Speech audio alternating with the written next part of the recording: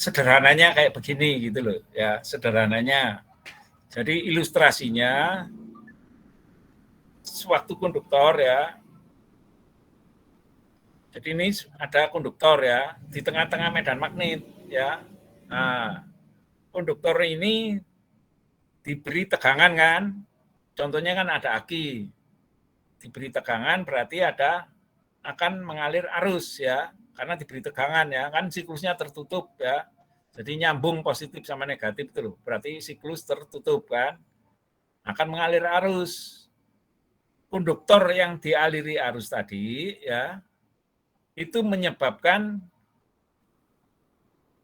jadi akan menimbulkan gaya pada konduktor ya.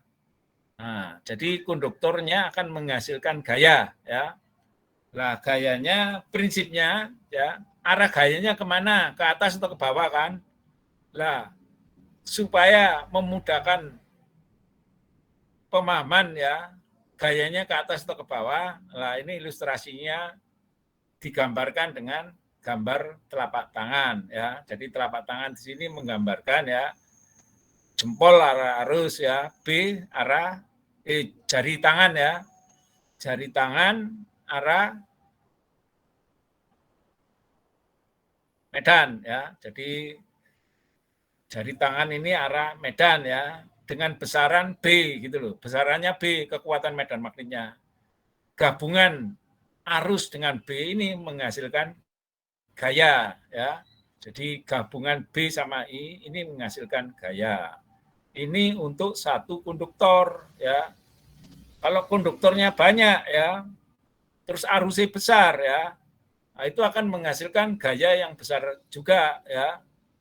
Nah, sigma gaya dari, jadi sigma ini penjumlahan gaya-gaya dari konduktor, itu akan menghasilkan apa? Torsi ya.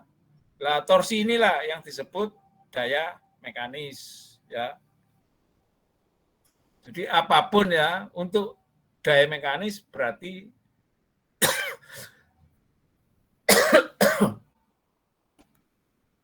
istilahnya torsi ya. Jadi daya mekanis pasti istilahnya torsi ya. Nah, torsi dari mana? Torsi itu dari gaya ya. Gaya itu di sini ya, torsi ya, itu gaya kali jarak, satuannya Newton ya, Newton meter ya. Kalau gaya kan satuannya Newton ya. Jadi gaya untuk listrik ya, gaya untuk listrik B kali I kali L ya.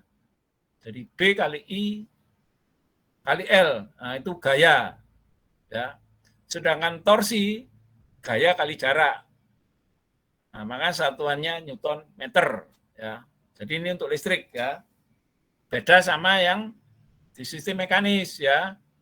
Ada massa, jadi F sama dengan M kali G ya. Ada massa, ada gravitasi ya. Atau ini ya, massa kali percepatan ya. Nah, untuk listrik B kali I. Kira-kira begitu ya ilustrasinya ya. Nah, ini ya. Nah, ini gaya magnetik ya, B kali I kali L ya.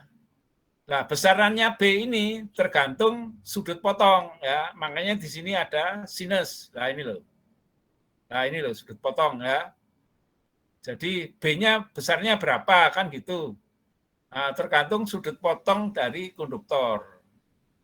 Nah, ini sudah ada ilustrasinya ya. Ini sangat penting ya, karena daya poros itu harus ada medan magnet. Daya poros, torsi. Torsi dari mana? Ya dari gaya kan gitu. Mudah-mudahan Anda paham ya istilah gitu ya.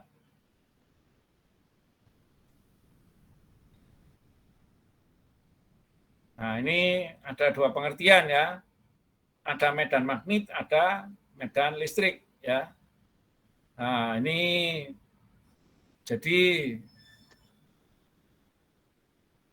saling tegak lurus ya, medan magnet sama medan listrik. Kalau medan magnet itu hasil dari arus ya, medan magnet itu hasil dari arus ya. Kalau medan listrik itu perbedaan potensial tegangan ya. Jadi ada jarak potensial tegangan gitu loh. Jadi L1 sama L2 ya, di tengah-tengahnya itu namanya medan listrik. Jadi kalau medan listrik karena ada potensial tegangan ya. Sedangkan medan magnet itu karena ada arus ya. Nah, medan magnet sama medan listrik ini saling tegak lurus. Ini pengertian secara sederhananya begitu ya. Ini pelajaran fisika ini. Nah, ini namanya gelombang elektromagnetik ya. Jadi gelombang elektromagnetik ini itu gabungan medan magnet sama medan listrik ya. Nah, medan magnet ya, gelombang elektromagnetik ini dikembangkan ya. Jadi dikembangkan secara luas ya. Hasilnya banyak ya. Di antaranya ada kompor microwave ya. Terus ada radar ya. Sampai sekarang ini ada sistem telepon ya. Nah, kalau zaman dulu gelombangnya elektromagnetik ya, kalau sekarang sudah yang dari analog dirubah menjadi ke digital ya, semakin canggih kalau sekarang. Itu dasar-dasar dari medan magnet sama medan listrik. Yang paling gampang itu microwave itu induksi dari medan listrik. Nah ini ilustrasinya ya. Ini konduktor ya, ada notasi silang ya. Notasi silang ya, ini notasi silang itu berarti arah arus ya, arah arus ke depan. Notasi silang. Anda bisa membayangkan sebagai anak panah ya. Anak panah maju ke depan itu loh. Anak panah ini busurnya. Nah, ini busurnya yang silang ini. Berarti arah arusnya kan ke depan ya. Fluksi yang dihasilkan, nah ini searah jarum jam ya. Kalau arah arus menuju Anda ya, berarti ujung panah. Ini arah arus menuju Anda ya, berarti arah arus menuju Anda berarti apa? Ujungnya panah ya. Ini ujungnya panah. Nah, ini arah fluksinya berlawanan dengan jarum jam ya. Nah, ini contohnya ya, kalau kumparan dipotong ya, dibelah ya. Kan melingkar-lingkar kan? Suatu kumparan ya. Ini dipotong ya. Arah arusnya kan melingkar-lingkar ya. Nah, ini menghasilkan ini gabungan fluksi ini. Nah, ini yang bawah utara, yang atas selatan gitu ya. Nih ya. Di sini ditulis ya, lintasan flux magnetik yang dihasilkan oleh arus. Nah, arusnya ini berbentuk paralel ya. Nah, paralel berarti ada go dan return ya. Ada yang pergi, ada yang balik gitu. Nah, ini ya. Ini prinsip untuk motor ya. Nah, prinsip untuk motor dengan kaidah tangan kiri ya, Fleming namanya. Nah, ini untuk motor ya. Di sini ada medan magnet ya, medan magnet. Ada dua konduktor ya, dua konduktor ini saling, jadi ini dua konduktor ya, jadi potongan dari suatu belitan ya. Nah, ini konduktor kan ada go dan return kan gitu ya. Jadi konduktor ini ada go dan return ya. Nah, di sini yang silang ya. Jadi yang silang ya. Satunya lagi titik ya. Yang silang ini, jadi yang silang ini kan fluksinya yang dihasilkan kan searah apa? Jarum jam ya. Fluksi yang dihasilkan konduktornya ini. Nah, ini yang sisi atas akan terdesak. Coba Anda bisa menggabungkan ya. Jadi ada medan utama, ada medan dari arus ya. Nah, ini digabungkan. Interaksi dari konduktor yang dialiri arus tadi, nah ini menghasilkan gaya ini. Ya. Jadi yang sisi atas semakin padat karena sejajar ya yang atas nih. Nah, ini loh. Ini sejajar. Jadi searah jarum jam kan yang atas ya. Berarti yang atas ini kan padat ya. Yang atas ini kan padat kan, yang silang ya. Searah jarum jam. Jadi yang atas ini padat ya. searah ya. Yang atas ini searah dengan medan utama. Karena dia searah ya, sehingga yang atas mengalami suatu gaya ya. Sehingga ada desaan fluksi ya. Fluksinya ini mendorong konduktor ya. Mendorong konduktor ke arah bawah ya. Sebaliknya yang notasi titik ya, notasi dot lah. Nah, ini arah fluksinya berlawanan dengan medan utama ya. Ini ya, arah fluksinya kan berlawanan jarum jam kan. Nah, ini yang atas melawan ya, yang atas ini melawan. Sehingga apa? Karena arahnya berlawanan, sehingga apa? Yang atas ini lemah, yang bawah kuat ya, yang bawah kan searah. Yang bawah ini kan searah ya, sama medan utama itu.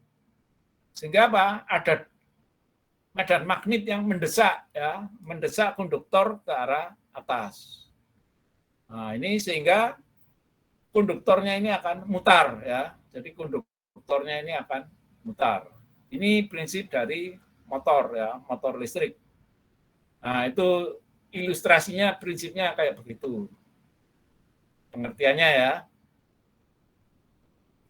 Jadi untuk motor itu menggunakan hukum kaidah tangan kiri Fleming ya. Jadi hukum kaidah tangan kiri Fleming. Nah, ini ya. Nah, ini hukum Faraday ya. Kalau Faraday untuk generator ya. Ini hasilnya ya, EMF ini ya. Hasilnya adalah EMF ya, hasilnya listrik nih. Jadi jempol ya, jempol ini arah gerakan ya, jempol arah gerakan. Sedangkan jari telunjuk arah medan magnet ya. Nah, dalam hari ini besarannya adalah B ya. Jadi flux density ya. Menghasilkan E ya, menghasilkan E ya. Ini kaidah tangan kanan ya. Nah, ini konduktor digerakkan ya, ke arah atas kan digerakkan konduktornya. Nah, ini menghasilkan listrik ya. Jadi syarat pembangkitan listrik ya, syarat pembangkitan listrik harus ada konduktor ya. Kalau nggak ada konduktor kan nggak menghasilkan listrik kan gitu. Terus harus ada medan magnet. Terus juga harus ada gerakan ya. Nah, ini namanya kaidah tangan kanan ya untuk generator ya. Nah, ini prinsip dari hukum Faraday ya, hukum Faraday. Kalau motor Fleming ya, kalau motor tadi Fleming ya. Kaidah tangan kiri ya. Jadi generator nah itu dengan kaidah hukum Faraday ya, kalau generator ya, kalau motor Fleming tadi. Ya. Jadi syarat pembangkitan listrik ada konduktor, ada gerakan, ada medan magnet. Itu syaratnya. Kalau nggak ada medan magnet, tidak ada listrik. Ya, kalau tidak ada medan magnet, berarti tidak ada listrik. Terus generator bisa menghasilkan listrik, harus ada gerakan. Ya, yang menggerakkan siapa? Daya mekanik ya. Daya mekaniknya dari daya poros ya. Bisa dari turbin, juga bisa dari engine. Makanya disebut prime mover ya, penggerak mula. Nah, sekarang yang gambar B ya, kaidah tangan kiri ya, Fleming tadi ya. Nah, gaya ya. Jadi untuk menghasilkan gaya harus ada medan magnet ya, yang BIL tadi ya. Ada B, ada arus ya.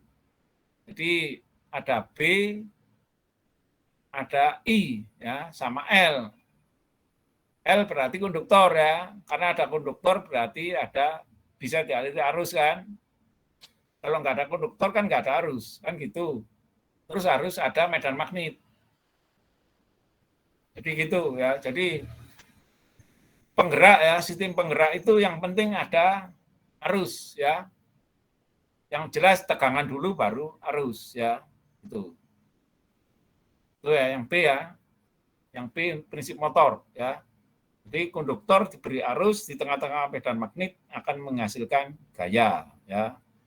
Nah, gabungan gaya dari semua konduktor itulah menghasilkan torsi ya, gabungan dari gaya dari semua konduktor itu loh.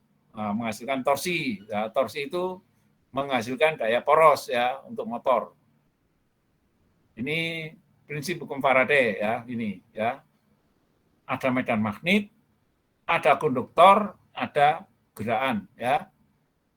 Nah, yang bergerak siapa? Bisa medan magnetnya, bisa konduktornya, tinggal pilih salah satu.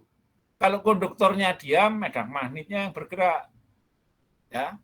Jadi kalau konduktornya diam, medan magnetnya yang bergerak. Kalau ini akan menghasilkan listrik.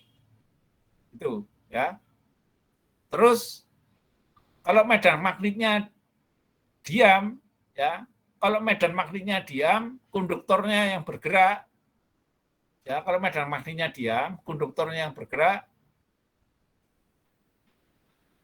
Jadi ada pilihan ya, yang bergerak medan magnetnya atau konduktornya ya.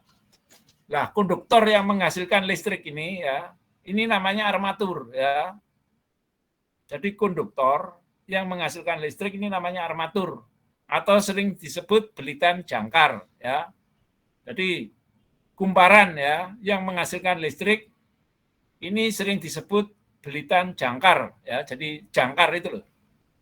Jadi jangkar itu untuk menghasilkan gitu ya. Jadi jangkarnya ini konduktornya ini ya. Ini namanya belitan armatur ya konduktornya. Sedangkan medan magnet di sini kan medan magnet itu ada magnet permanen atau magnet elektromagnet kan. Nah, medan magnet untuk menghasilkan medan magnet bisa magnet permanen atau elektromagnet ya. Yang elektromagnet ini disebut belitan medan ya. Jadi yang elektromagnet ini disebut belitan medan. Secara umum ya, jadi secara umum belitan medan sumbernya adalah belitan medan ya untuk belitan elektromagnet. Nah, itu sering elektromagnet untuk menghasilkan medan magnet kan. Itu biasanya ya sumbernya DC ya, harus DC kebanyakan ya. Kalau AC harus disearahkan menjadi DC. Nah, ini ya. Kenapa? Ilustrasi ini ya, jadi diilustrasikan gini ini prinsip dasar ya. Nah, medan magnet ini kan bergerak-gerak ya. Bergerak-bergerak ini menghasilkan sudut potong ya. Jadi menghasilkan fluksi yang berubah-ubah gitu loh. Iya, ini disebutkan medan magnet yang bergerak ya ke atas ya, menghasilkan perubahan flux di loop ya. Ya, menghasilkan flux di loop ya, perubahan flux di loop ya. Jadi fluksinya harus kan bergerak-gerak kan. Nah, fluksinya ini kan berubah-ubah ya. Nah, di loopnya ini ya. Jadi loop ini adalah belitan ya. Jadi loop ini di belitan maksudnya ya. Ini menghasilkan tegangan induksi dan ya arus di loop ya. Jadi menghasilkan tegangan dan arus di loop. Terus di sini juga disebutkan ya, perubahan flux ya di dalam loop menghasilkan tegangan induksi ya. Nah, tegangan induksi ini disebut EMF ya, electromotive force ya. Kalau bahasa Indonesia ini loh sering disebut apa? Gaya gerak listrik ya, GGL. Nah, ini notasinya E ya. Jadi ini E epsilon lah itu istilahnya ya. Ini EMF ya. Jadi ini EMF ya. Jadi tegangan listrik yang dihasilkan di kumparan ya. Kumparannya namanya belitan jangkar ya. Nah, ini ya. Di sini ditulis E sama dengan min develop DT ya. Ini diberi notasi minus ya. Kenapa notasi minus? Berarti dia menghasilkan tegangan ya, bukan menerima tegangan. Jadi notasi minus ini berarti menghasilkan tegangan ya. Jadi menghasilkan tegangan ini diberi notasi minus ya. D flux dt. Terus sama dengan ya min D flux ini kan B kali luas kan. Flux ini ya sama dengan B kali luas. Nah, di sini ditulis B L kali X ya. Lx ini yang luas ya. Makanya tadi saya akan nyebutin B sama dengan flux per luas kan. Sekarang dibalik, fluxnya itu apa kan? Fluxnya adalah B kali luas. Ya ini ya. Nah ini di diferensial ya. Nah nanti menghasilkan tegangan AC nanti ya. Jadi di sini ya sama dengan ya hasil diferensial ini loh. Min BI ya, min B kali L ya. B-nya nggak berubah. Jadi B kali L ya, dx per dt ya. Nah, dx per dt ya sama dengan V ya. Lah, ini kan E sama dengan BLV ya. V inilah yang disebut, V ini kan kecepatan ya. Nah, kecepatan ini yang disebut input mekanik ya. Jadi V ini input mekanik ya. Jadi mekanik menghasilkan listrik. Nah, listriknya ini notasinya E gitu loh. Jadi E ini notasi listrik ya. Sedangkan V ini untuk notasi mekanik. Itu ya. Karena kecepatan kan berarti mekanik ya. Nah, kayak begitu ya. Di sini disebutin ya. Velocity V loop being pull out, pull kedorong keluar ya dari medan magnet. Jadi minus ini berarti memproduksi ya. Bukan menyerap ya, memproduksi. Hukum induksi ditemukan oleh orang Inggris Michael Faraday pada 1831. Ya ini jadi ada zaman dulu ya, zaman dulu itu ada persaingan penemu listrik ya. Jadi ada persaingan penemu listrik. Ada Tesla, juga ada Faraday ya, zaman dulu ya. Jadi makanya ini mengaku pertama yang menemukan hukum induksi ini Michael Faraday. Itu sejarah zaman dulu ya.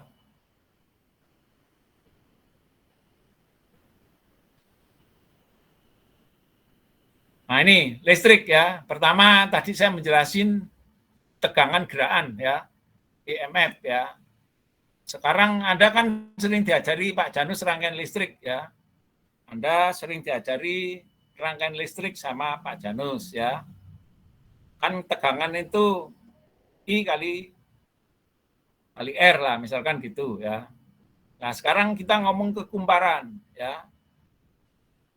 Ini tadi yang gambar paling kanan ya, ini prinsip untuk generator ya. Yang kanan ini prinsip untuk generator ya, karena kita kan ngomongannya ke mesin listrik ya. Sedangkan gambar yang tengah ini belitan ya, karena di konstruksi mesin listrik ya, konstruksi mesin listrik itu ada belitan. Belitan itu berarti konduktor yang dililit-lilit ya. Jadi konduktor yang berbentuk lilitan ya, konduktor yang berbentuk lilitan. Ya, jadi ada konduktor yang berbentuk lilitan ya. Nah, itu dialiri arus ya. Nah, konduktor yang berbentuk lilitan akan menerima tegangan ya, atau menghasilkan tegangan ya, bisa menerima atau menghasilkan tegangan. Terus ada arus ya. Nah, karena ada arus berarti di besar tegangan di belitan itu berapa kan gitu ya. Jadi ada besaran tegangan ya, karena ada arus. Kan arus ini menghasilkan fluksi ya. Jadi arus menghasilkan fluksi. Fluksi ini ya, fluksi di kumparan ini itu akan melawan fluksi medan utama gitu loh maksudnya.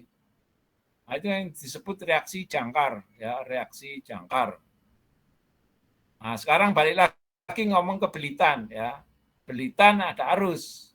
Karena belitan ada arus, belitannya sendiri akan menghasilkan tegangan. Ini belitan sendiri ini. Jadi di belitan sendiri ini ada tegangan kedua lah istilahnya. Jadi ada tegangan di belitan. Anggap aja tegangan kedua lah gitu ya. Nah, besarannya sama dengan LDIDT ya, karena ada arus tadi kan. Karena arus menghasilkan fluksi kan gitu. Nah, besarannya sama dengan LDIDT. Terus UX ya. UX ini tegangan yang ada di belitan ya. Jadi sama dengan J kali JX kali I gitu ya. Jadi gitu ya. X-nya berapa kan dipertanyakan gitu ya. X-nya berapa? Nah, tinggal Anda kalikan sendiri ya. Anda ngerti ya, 2pi F ya. Ada pengaruh 2pi F ya. Sama besaran L-nya ya. Nah, nanti akan itu ya pelajaran rangkaian listrik itu loh. Nah, ini besarannya ya. Jadi UX sama dengan JX kali I. Nah, ini namanya tegangan balik ya. Jadi pertama tegangan armatur ya. Tegangan armatur mendapat reaksi tegangan belitan karena ada arus. Kan arus menghasilkan fluksi. Nah, karena ada fluksi berarti akan timbul tegangan di belitan sendiri. Tegangan inilah yang melawan tegangan EMF ya. Sehingga apa yang terjadi? Tegangan drop ya. Contohnya apa? Jadi kalau generator ya diberi ya, generator diberi beban, nah itu tegangan terminalnya akan ngedrop ya. Kalau nggak ada beban, berarti tegangannya kan arusnya kan nol kan. Kalau nggak ada beban kan arusnya nol ya. Nah itu sama dengan tegangan EMF. Begitu generator diberi beban, itu tegangan terminalnya akan ngedrop ya. Karena apa? Ada reaksi ya, reaksi dari belitan ini. Ya. Nah, apa yang menyebabkan reaksi? Karena ada arus kan gitu. Nah itu namanya tegangan induksi sendiri ya. Jadi di dalam kumparan ini juga ada tegangan kedua ya. Namanya tegangan induksi sendiri. Sekarang prinsip trafo ya, ini trafo yang tadi saya jelasin ya. Jadi ini trafo ada 2 belitan ya. Nah, ini ada belitan, banyaknya lilitan berapa? Ya ini N ya, banyak lilitan ini N. Sekarang ilustrasinya ya. Di sini kumparan sebelah kiri ya. Kumparan sebelah kiri dapat suplai tegangan ya, AC ya, harus AC ini. Karena AC ini menghasilkan fluksi yang berbentuk sinusoida.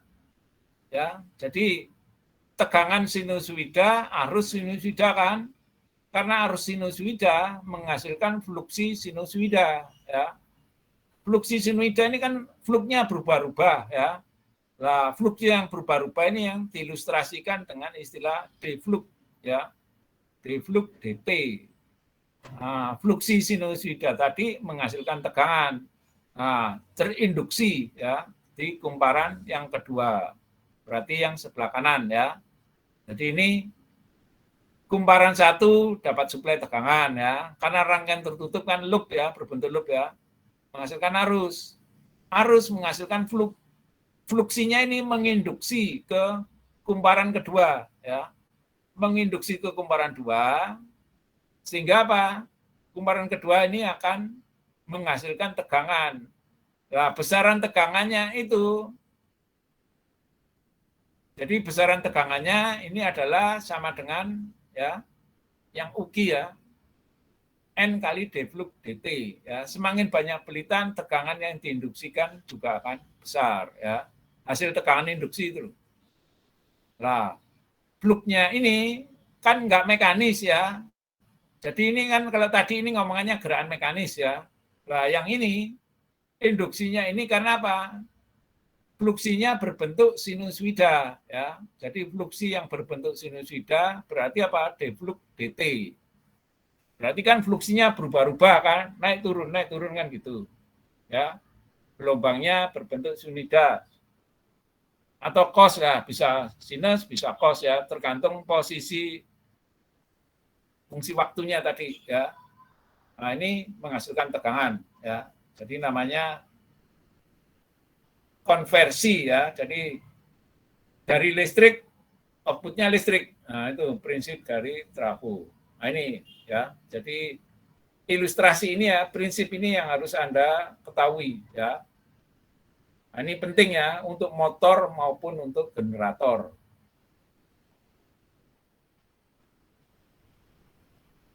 Nah, ini tipe-tipe mesin ya. Nah, tipe mesin, ada mesin sinkron, ada mesin induksi, sama mesin DC. Ini yang sering diaplikasikan ya. Sebenarnya masih banyak ya, itu khusus ya, terutama di dunia elektronik ya. Ada namanya motor stepper ya, terus ada brushless ya. Nah, itu saya nggak menjelasin ya, saya pakai untuk yang konversi energi aja di sini ya. Kalau yang detail-detailnya ada motor stepper yang dipakai untuk robot itu loh, atau dipakai di mesin CNC ya, itu ada motor stepper. Porosnya itu geraknya bisa bergerak secara step ya, makanya disebut motor stepper. Dipakai untuk robot ya, atau di mesin CNC. Sehingga geraknya itu bisa presisi. Berapa derajat sudut putar porosnya. Nah, itu sering disebut motor stepper atau brushless ya, yang tanpa sikat ya.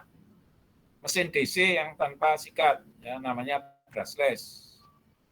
Nah, saya nggak bahas ya, itu sistem elektronik. Sistem elektronik saya nggak menguasai kalau sistem elektronik. Biar ahli elektronik yang ngomong. Saya ke power ya, jadi ke konversi energinya. Ini konstruksinya ya, berarti ada stator sama rotor ya. Jadi ada stator sama rotor ya. Terus ada celah udara ya. Terus ada belitan ya. Ada bearing ya. Kalau ngomong mekanik berarti harus ada bearing ya. Bearing kan macam-macam ya. Ada truss bearing sama jurnal bearing ya, atau bearing peluru atau bal bearing ya. Tergantung konstruksinya dipakai di mana gitu ya. Karena ada beban apa? Ada beban radial sama beban aksial. Karena motor-motor listrik itu dari ada yang kecil sampai yang besar ya. Tegangannya juga gitu. Ada yang tegangan kecil sampai tegangan besar ya. Tegangan besar bahkan sampai kV ya. Ya. Tegangannya sampai kilovolt. Nah, itu dipakai di sistem penggerak industri. Yang penting Anda tahu prinsipnya dulu. Ya, yang penting itu pondasinya harus tahu. Yang nanti masalah tegangan sama arus itu reaksi Anda sendiri ya. Jadi kreasi Anda sendiri, istilahnya daya pikir Anda sendiri nanti ya. Anda akan ngerti sendiri nanti. Jadi Anda akan adaptasi ya dengan lingkungan. Tapi yang penting prinsip dasar harus tahu. Karena motor-motor di industri itu dayanya besar-besar ya, HP-nya sampai 200 ya, 200 HP. Puluhan ya, istilahnya puluhan lah, nggak muluk-muluk ya, puluhan. Bukan di bawah 10 lagi, udah di atas 10. Bahkan nyampe 100 lebih. Nah ini ya. Nah ini ada istilah ya, machine speed, rotor speed, sub speed ya, berarti sinonim ya. Machine speed, rotor speed, sub speed adalah sinonim. Setiap rotor dan stator terdiri dari 3 komponen. Nah ini komponennya ya, mau rotor maupun stator ya. Ada inti ya, inti itu tadi materialnya tadi ya. Inti core kan, terus ada belitan, ada isolasi ya. Jadi rotor maupun stator ada inti, ada belitan, ada isolasi. Terus arus belitan ya. Nah, arus belitan berarti arusnya yang mengalir ya. Jadi arus yang mengalir. Belitan kan ada dua ya. Belitan armatur sama belitan arus beban ya. Arus beban, arus magnetisasi ya. Nah, ini ya arus beban. Ini yang di armatur ya, belitan armatur atau belitan jangkar ya, arus beban. Jadi arus beban, arus belitan dengan variasi beban ya. Beban bisa kecil bisa gede kan maksudnya gitu ya. Terus arus magnetisasi ya. Berarti belitan medan. Jadi untuk belitan medan namanya arus magnetisasi ya, atau exciter ya. Exciting ya. Karena motor maupun generator perlu medan magnet ya. Jadi motor maupun generator perlu medan magnet. Nah, ini sudah disebutin ya, suatu arus belitan penyedia medan magnet. Generator tanpa medan magnet tidak ada listrik ya. Motor listrik tanpa medan magnet tidak akan berputar ya, berarti tidak menghasilkan torsi. Jadi kuncinya semua itu di arus magnetisasi ya. Jadi kuncinya itu di arus magnetisasi. Nah, kalau ngomong arus magnetisasi ya atau exciting ya. Kalau di nameplate ditulis exciter ya. Jadi exciter itu untuk menghasilkan medan magnet ya. Kalau di mesin listrik ya. Di nameplate-nya tertulis ya. Jadi ditulis exciter current ya. Jadi harus penguat medan. Nah, itu sumbernya ingat ya. Sumbernya harus DC ya. Jadi sumbernya DC. Jadi gitu ya. Semua mesin listrik perlu sumber DC ya, semua kecuali ya motor induksi. Motor induksi Anda tahu sendiri ya. Contohnya yang di rumah-rumah Anda ya, untuk pompa listrik satu pasangan tidak perlu harus magnetisasi. Jadi satu motor tanpa arus magnetisasi hanya satu ya, motor induksi atau motor asinkron ya. Jadi motor yang atau mesin listrik ya yang nggak pernah sinkron yaitu motor induksi. Makanya disebut motor induksi atau asinkron. Aplikasinya banyak ya, dipakai di rumah ya untuk pompa, untuk AC ya. Itu adalah motor induksi atau motor asinkron. Motor yang nggak pernah sinkron. Kenapa bisa begitu? Nah, itu ada triknya ya. Biasanya triknya menggunakan kapasitor. Jadi motor-motor yang di rumah ya, untuk pompa sama AC, kalau kapasitornya hilang, dijamin nggak akan hidup motornya ya. Kalau dipaksa hidup, motornya akan kebakar ya. Makanya kalau di AC, dipompa, kalau ada masalah dicek kapasitornya ya. Itu paling gampang itu. Nah, balik lagi ke sini ya. Jadi arus ada dua ya, arus beban sama arus magnetisasi. Terus ini tipe belitan. Belitan ada jangkar ya, hanya membawa arus beban.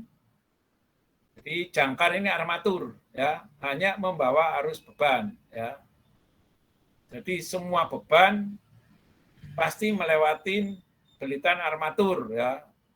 Jadi armatur itu ada di motor maupun di generator ya. Karena dia yang menghasilkan listrik ya. Jadi yang menghasilkan listrik itu adalah belitan armatur ya. Menghasilkan listrik juga menerima tegangan ya. Kalau menerima tegangan berarti apa? Inputnya kan listrik ya, berarti motor ya. Kalau menghasilkan listrik berarti generator ya.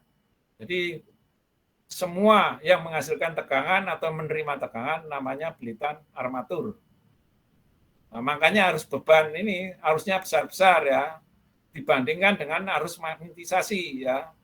Arus magnetisasi ini kecil-kecil ya ampernya, sumbernya juga DC ya. Nah, ini ya, makanya nomor 2 ya belitan medan ya.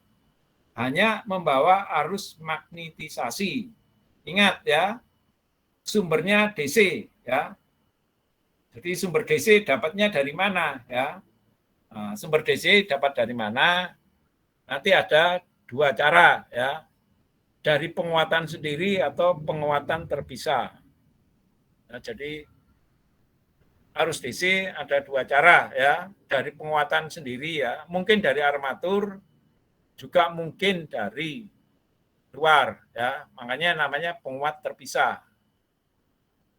Terus belitan primer ya, ini untuk trafo ya. Nah, di trafo tadi kan ada dua kumparan ya, yang dapat sumber namanya primer ya, yang gandeng dengan beban namanya sekunder ya. Nah ini belitan primer di trafo ya, itu membawa kedua arus, dia membawa beban juga magnetisasi di trafo.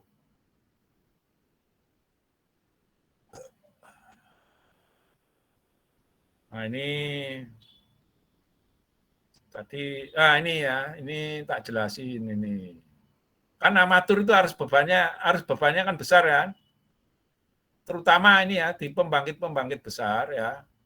Di sini ya, konduktor belitan adalah tipikal tembaga atau aluminium dan bisa terdiri kumparan ya, kan bisa kumparan atau ini ya disebut batang ya, heavy bar.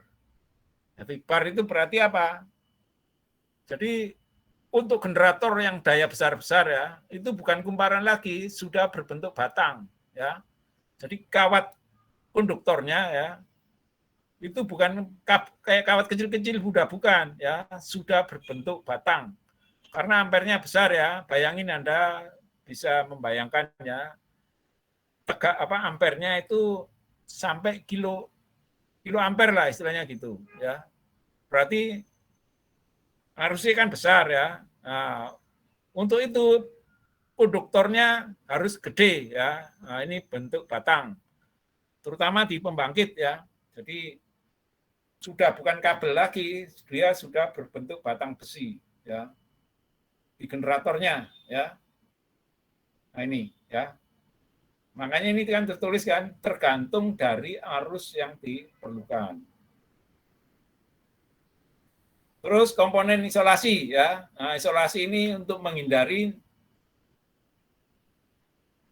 kontak ya, kontak dengan bodi ya. Jadi untuk menghindari kontak dengan bodi itu ada isolasi ya. Jadi pengantarnya harus diisolasi ya. Lilit-lilitannya ya. Nah, ini isolasi macam-macam ya. Jadi ada isolasi pengantar ya. Terus isolasi kumparan ya. Nah, ini ya isolasi kumparan ya. Ini biasanya ditulis tip ya. Terus slot liner. Slot liner ini jadi belitan itu yang jadi di statornya ini kadang-kadang jadi di statornya itu ada lilitan ya. Nah, untuk mengisolasi ya lilitan satu dengan lilitan yang dua ya. Nah, itu ada namanya slot liner. Nah, ini tuliskan untuk mesin dengan lokasi kumparan dalam slot ya. Slot ini alur ya, alur motor. Alurnya untuk jalur kabel, jalur kumparan ya di bodi stator ya. Bisa stator, bisa rotor ya. Nah, ini ada namanya slot liner ya, mengisolasi kumparan satu dengan kumparan kedua.